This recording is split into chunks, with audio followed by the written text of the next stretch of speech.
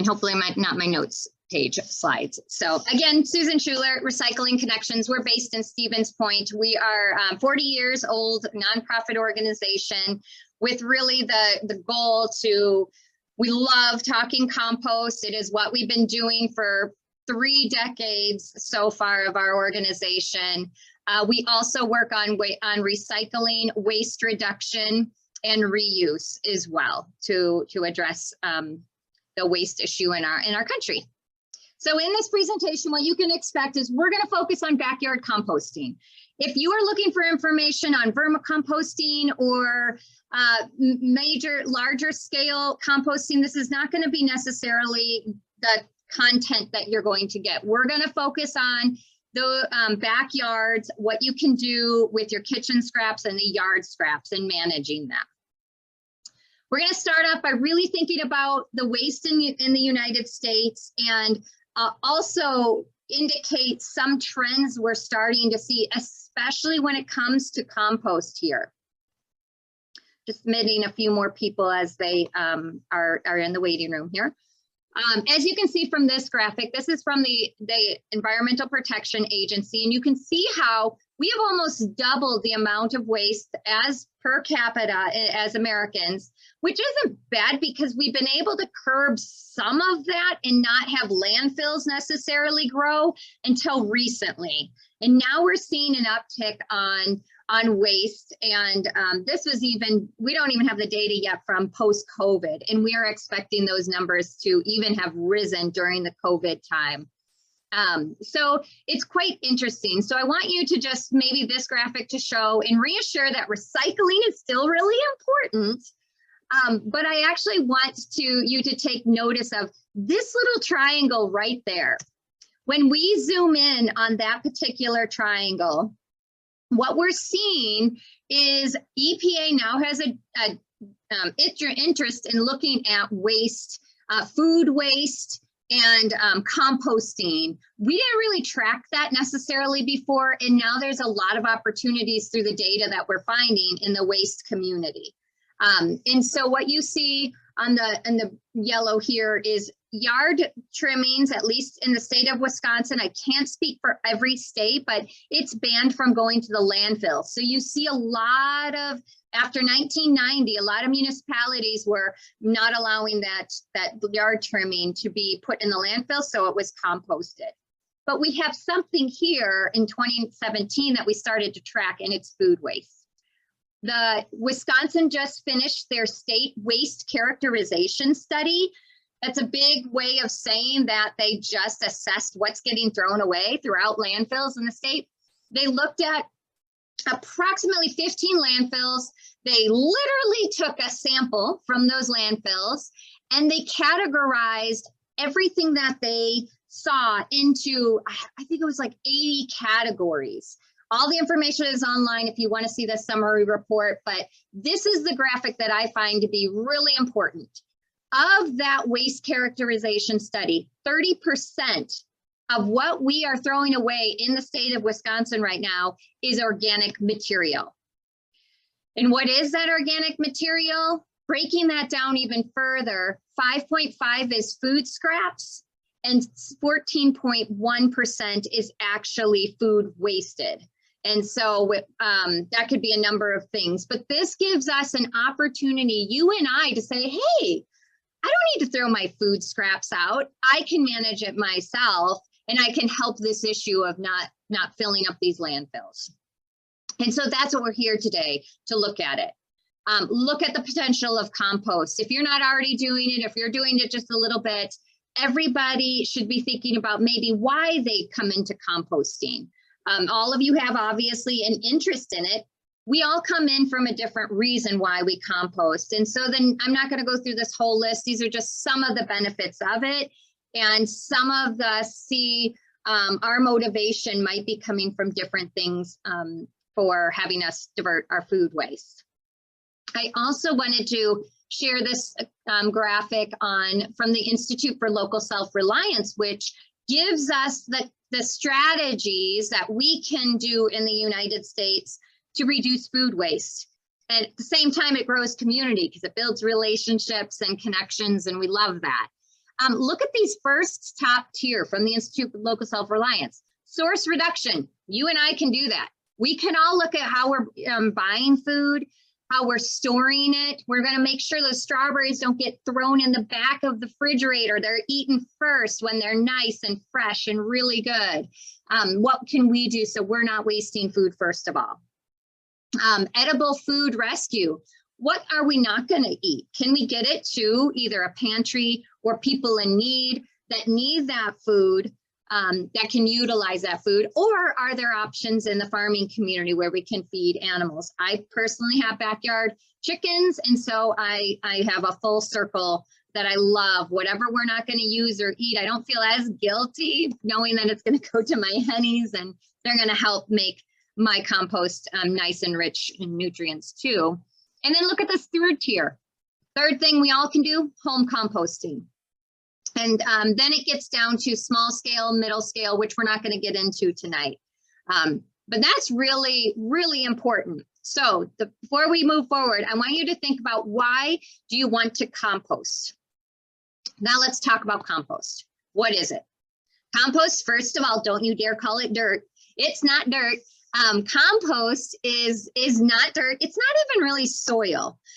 What we're doing is we're making a soil amendment that has high in nutrients and it is high in water holding capacity.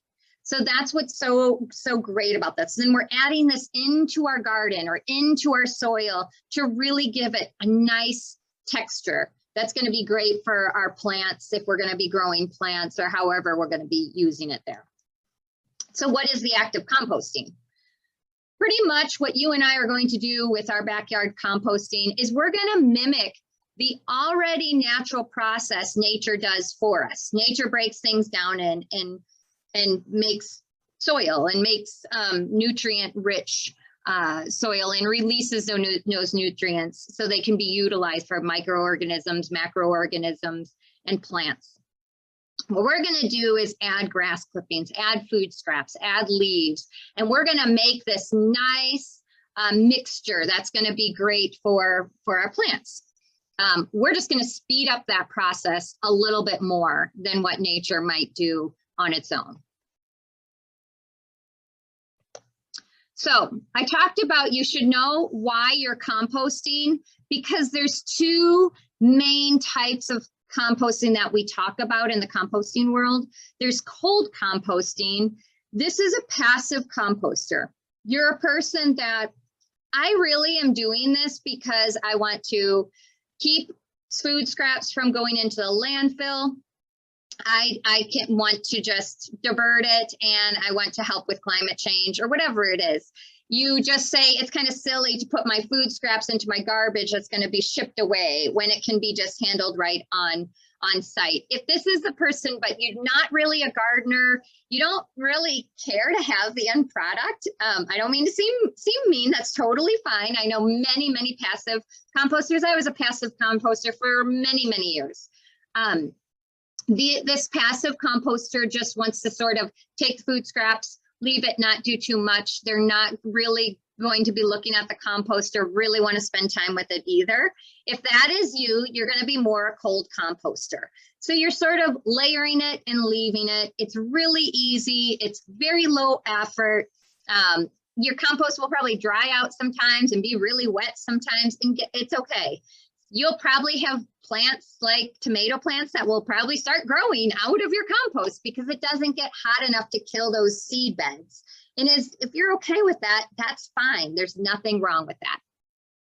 The other type of composting is hot composting. These are the active composters. These are people who I have now turned into. I actively like to manage my compost. I'm looking at what I'm putting in it. I'm paying attention to what smells are there. I'm going to water it when it comes August. And now in the spring, I'm trying to air it out a little bit because it's so wet with all of our thaw. And I want finished product every 6 months to put on my garden. So I'm going to manage that for that. I have a compost thermometer so I can monitor what my pile is doing. A compost thermometer is just simply a thermometer, like a meat thermometer, but it has a probe that's about 2 to 3 feet long. And so it's going to measure the heat, the temperature of that compost bin or the compost pile in the center. So that's what it's doing. If you are an active composter, you will need more than one compost bin. You'll need a setup as you see sort of in this picture. It's a 3-bin system. They're adding fresh materials here. The second bin is what's called curing. It's kind of just getting it's just sitting there. You're not mixing it too much. You might be monitoring the temperature. And this third bin is really pretty much finished. They may filter, screen this out a little bit, but really this is looking great. Nice dark black color on it. And that's ready to use within, put on a garden itself. So let's get into the components of composting. You want a compost to happen in your backyard, then what you're pretty much doing is you're making an environment for these workhorses. There's macroorganisms, and those are your beetles, those are your worms, and they're really important too. But the real workhorses in a compost is definitely the microorganisms. And there's going to be millions, billions of microorganisms in a really good compost. You want to keep these guys happy. They're going to do the work for you. What does microorganisms need? Guess what? It's the same thing you and I need. They need water, they need oxygen, they need food, and they need, quote unquote, a home. If you keep these microbes in a nice environment, they're going to do the work for you. We're going to break these down, each component. Water. When we talk about water, well, how much? We get that a lot. How much water do I need for my compost bin? You need about 50% moisture. That's like taking your hand, grabbing a mixture of it, squeezing that out and seeing how much water comes out. You want droplets to come in and around your fingers. You can use your garden glove for this. You can use your bare hand. It's up to you. But squeeze that out. If it's dripping down to your elbow, that's probably too much moisture to actually do optimized work for you. And you'll want to do something to dry it out a little bit. You can add more brown material, which is like leaves or straw or hay. And you can add that in to dry that out. You could leave the top over if you have a top for your compost bin. Just drying that up a little bit, letting that moisture come out of your pile. If it's not moist enough, you literally might be watering your compost bin. And yes, I water my compost bin to get to that 50% moisture level to make sure decomposition happens throughout the summer. Oxygen's the next one. And these microorganisms are going to like different environments. And so you really want to favor those microorganisms that are aerobic. So they are the decomposers that love oxygen. So they need oxygen. You can't let your pile get too compact, or you're going to favor the anaerobic digesters. And so, sorry. Those are going to be the anaerobic digesters, and they work slow. They're also the ones that make your pile a little stinky. And so if you have this, don't worry. It's not something you have to just feel like you ruined everything. All you need to do is change the environment so you're favoring the aerobic decomposers. You're going to add more oxygen into it. You're going to take a pitchfork and start really mixing material up. So you're favoring those workhorses that are going to do the work fast. It has a really nice earthy smell to it. These are the guys we like. The anaerobic, you'll know if your pile is going that direction, and we'll talk about troubleshooting to make sure you can fix those issues to get that environment back to the favorable conditions for our animals. I like to say for our microorganisms and such. So food, what are we going to feed our compost? Just like us, we need to be fed. And there's two things that the compost is going to get. It's going to get nitrogen sources. This is also what composters say, the green material. This is your fresh material. This is going to be, maybe you mowed the lawn. You don't like to mulch your lawn because you don't like those buildup of grass sometimes. Well, then if you're picking it up, you can't compost it You're going to have to mix that though. And then it's also the food waste. You can't just put just grass in there without thinking about the other source, carbon. You want brown material to be mixed with that, those grass and that fresh food scraps from the kitchen. Those need to be mixed in. And the ratio that we're talking about here is a ratio of 2 or really 3 parts brown material in weight. I'm sorry, in volume to 1 part green material. In weight, it's about 50-50, but it's interesting because brown material is really dry. And so it actually, you know, you do need to add more of it in volume than you do for a green material. So they have to kind of be equal weights, and that takes a lot more browns to equal the same weight of what you're putting on for the fresh material. Fresh material is going to have more moisture in it, and it's going to weigh more. So, you know, however you want to think of that volume wise or weight wise, but what is a brown material? Brown material is leaves are the best part, if you ask me.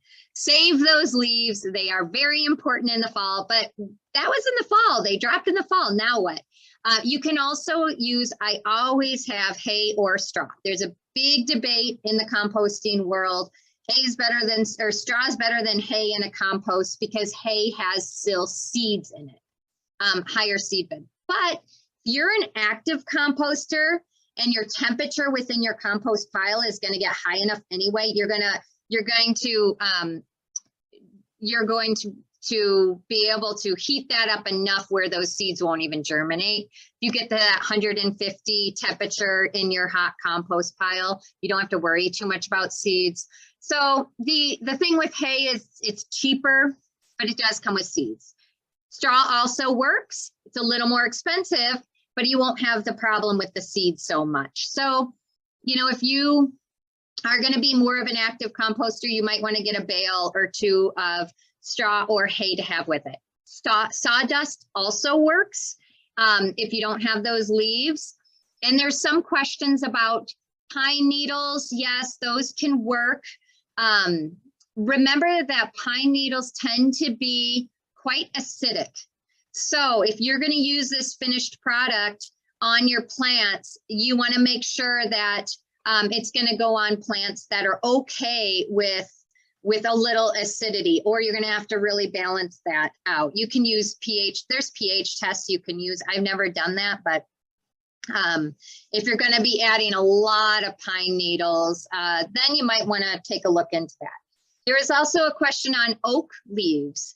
Oak leaves are fine, and then it's a really nice dry material, but it's interesting because oak leaves don't have as much nutrient value as leaves like maple.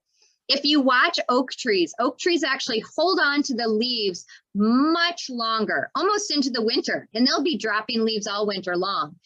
What that tree is doing is it's sucking out every little piece of nutrients. And so it's not leaving as much nutrient material in an oak leaf as what you see in the maples, but they're still brown materials. They still will work really well in your compost bin. So they would be really, really great for that. So there's your brown materials that you want to be keeping an eye out, making sure you have a lot of this material around to layer your compost every time you add greens. So I just said the word layering. In the compost world, we do a mixture of layering, and it's a really good technique, whether you're doing a dry, passive composting, or if you're doing an active composting, you'll still use the same type of technique. Every time you add some type of green material, you're going to layer that with a brown material. This is a nice diagram that shows that. And take note, on the bottom, you have stocky coarse material at the bottom. And why you're putting stocky coarse material that's against the earth is you're allowing a layer where there's going to be oxygen flow that's going to be able to come underneath that compost pile, at least when you're getting it started. So you're going to have some, as that pile gets heavier and heavier, you're still going to have an opportunity for airflow to happen as you're getting that compost to really start getting moving. So start with some stocky coarse material on the bottom. This can be just sticks, thinner sticks and brushy material. Put some browns down, and now you can start adding your greens. Every time you add greens, you're going to put a layer of browns on top of that. So what do we not compost? And there's several things, and this really comes down to how active you're going to be in your compost or not. If you're going to be passive, you probably don't want to add things like meat, bones, fat, dairy, or oils. Personally speaking, I do add anything, you know, any food scraps that actually have some meat or dairy or oil in it. I have no problem doing that in my own compost. If my kids don't eat everything that's on their plate, I'm not going to worry too much about that because I have a very large pile. So a little bit of meat left over or fat on, or dressing that's on their salad dressings, I have no problem with it. I know my pile is going to get heated up high enough. I don't have a huge amount of this material. So for me, it's okay in moderation. I don't put bones in mine. So these are recommendations, but you will know your compost and you know how you're going to compost and what your end goals are. And if you know that, then you might amend some of these things. But generally speaking, backyard composters often will not put meat, bones, fat, dairy, or oils in their compost bin. At moderation levels, it's probably okay. Don't put large branches or logs in your compost bin. They just don't break down. It's not that there's anything wrong with it. You're just going to have a big, probably log coming out of it that's just never going to get broken down too quickly. Big question about dog or cat waste or human waste. I've also had human waste for those composting toilets out there and things like that. Generally, if you're going to have an end product compost that's going to be used in any type of food system, then you do not want to put cat, dog, or human waste into your compost. If you are not going to be putting it on a garden that is going to be eaten and it's going to be for a prairie or something like that, then it's less of a concern. That still being said, you know your compost. You need to get this pile up pretty high to kill any type of E. coli or any type of harmful bacteria. Still, you should be concerned about that and just make sure you're getting that really, really hot and to break down the material to make sure you don't end up with something that could be actually not great for you. Charcoal is only on here, and this is not including ash from a fireplace. The ash from a fireplace is fine as long as you're mixing it enough with some brown material. Charcoal just tends to have chemicals that are added into it. So when you're done with your barbecue, if you use actual charcoal that you bought, there's chemicals that are put in there to help it burn longer and such, and avoid putting that in your compost. Treated wood is a very common question we ask. Again, it's debated amongst composters. Some composters are fine building a compost with treated wood.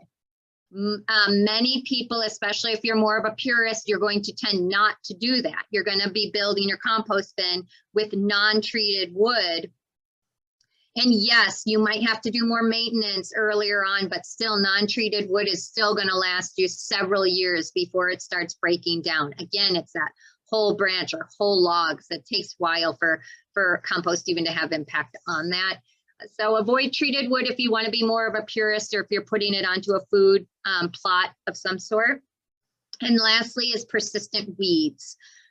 Persistent weeds, avoid putting it in the compost. In fact, you can actually, although we have a ban on putting landscape material into the landfill itself, you can actually, it's legal to put persistent weeds into it. What we ask in the waste community is to make sure you put that into a plastic bag and then tie it up just like it's garbage and put it into your garbage bin. If you have any invasives or if you have any persistent weeds that are problem weeds, we don't even want that out in the environment anywhere.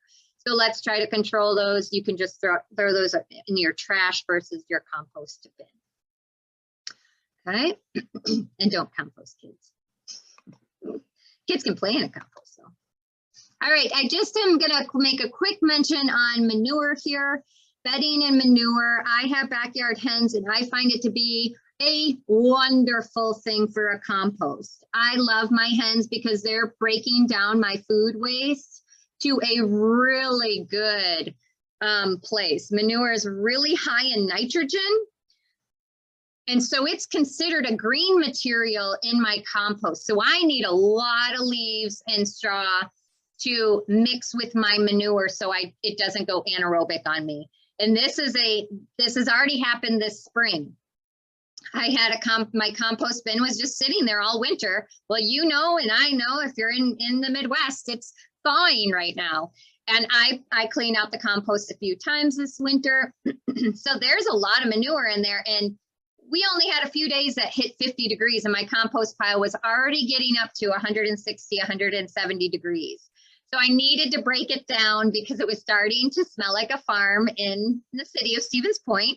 And some people, you know, moved to the city for other reasons. They might not want to smell that. So I needed to do a really quick amendment to make sure my pile wasn't overheating and getting to temperatures that are just too high and make it conditions that were anaerobic, where I'm not favoring the more favorable microorganisms. So I needed to add oxygen in. I relayered my whole bin. I just took it all apart from the winter and I relayered it. And now it's sitting and it's ready to go. It's much better condition right now. So you need to just make sure if you are using any type of manure, your mix of nitrogen and carbon and need to be equal. And so keep an eye on that. One thing to also mention, not only if you have manure, but anytime you're working with your compost, you're doing a really big turnover of it, do keep safety in mind. Wear gloves, good footing, wear a mask or a bandana, especially when you're churning that. There are fungus and these are bacteria, and these microorganisms can have all sorts of spores and stuff that either from an allergy standpoint can be irritating, or there could be some harmful spores that could get in your throat that you don't want in your respiratory system.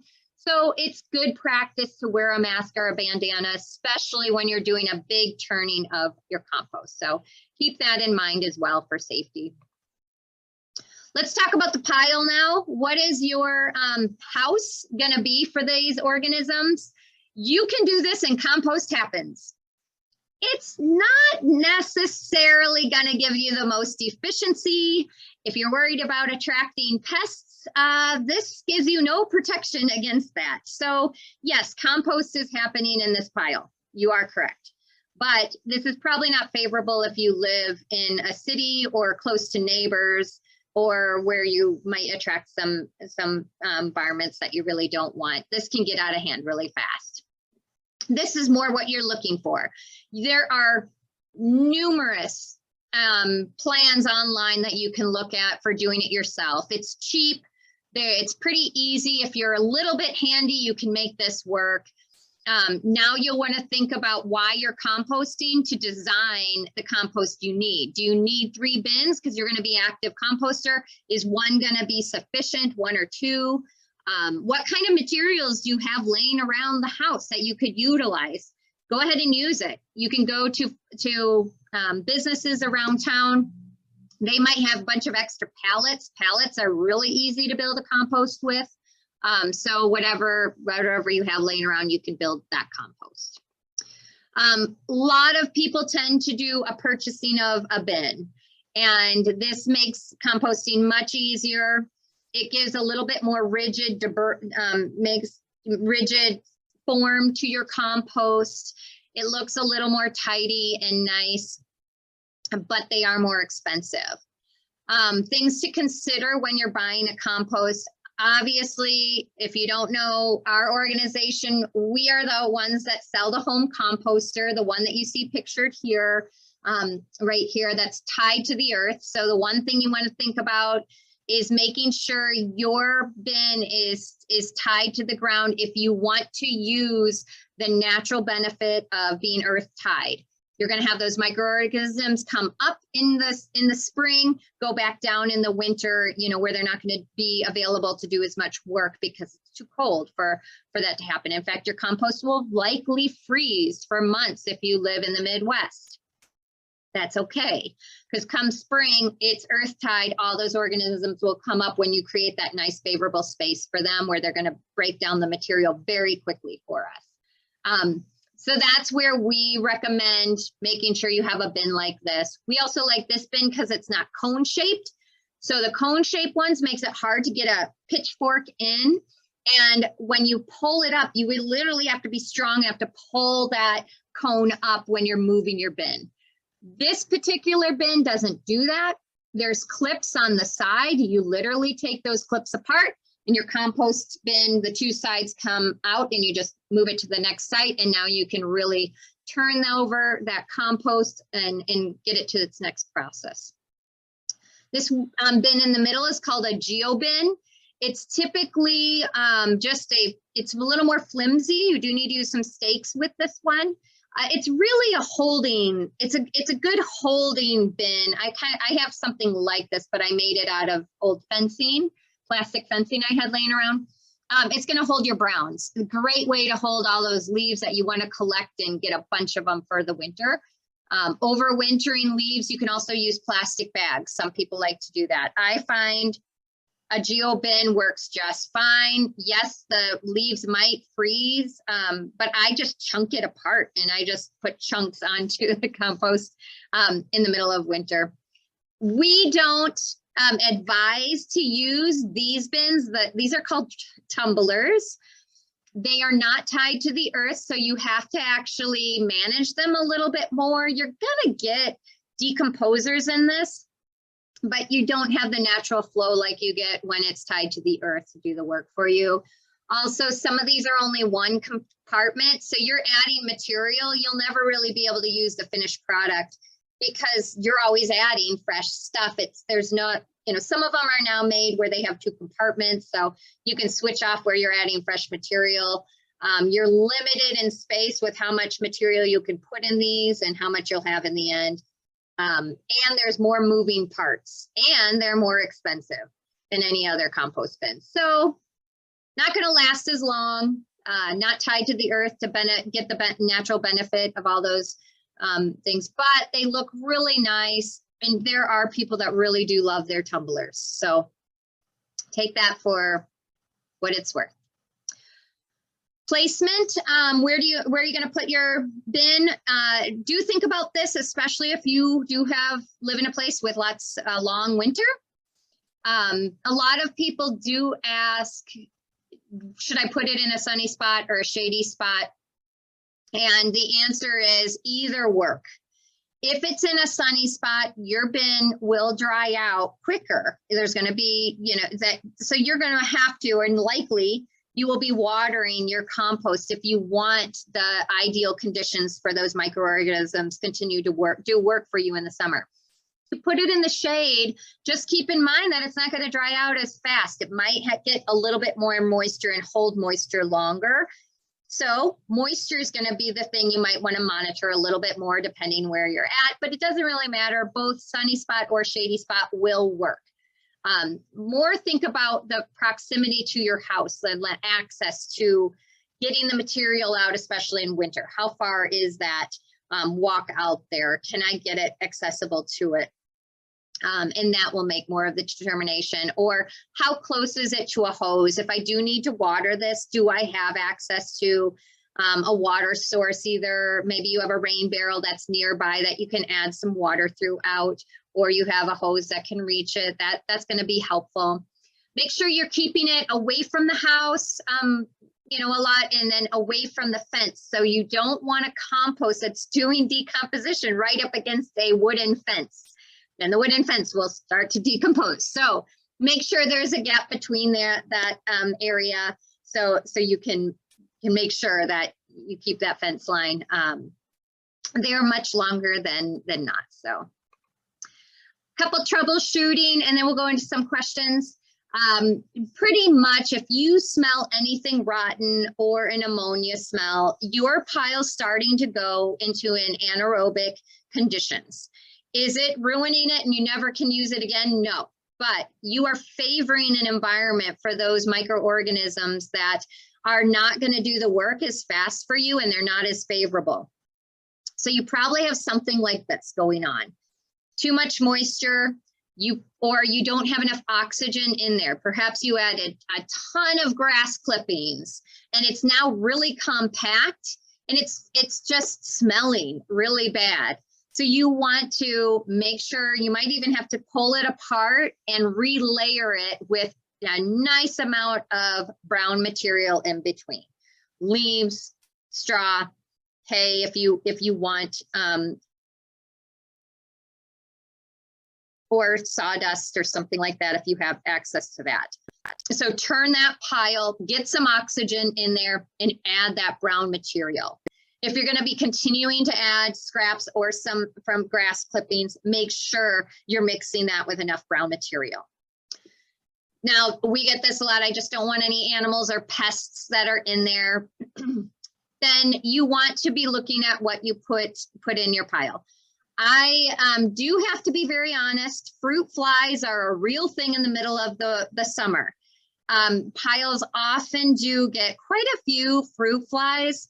If that is just intolerable for you, then you just need more brown material that you're going to cover and really squash all that food scraps so they're not visible at all in the middle of the summer where it's getting hot and fruit flies are a real thing. At least they're outside, right? And not in your kitchen.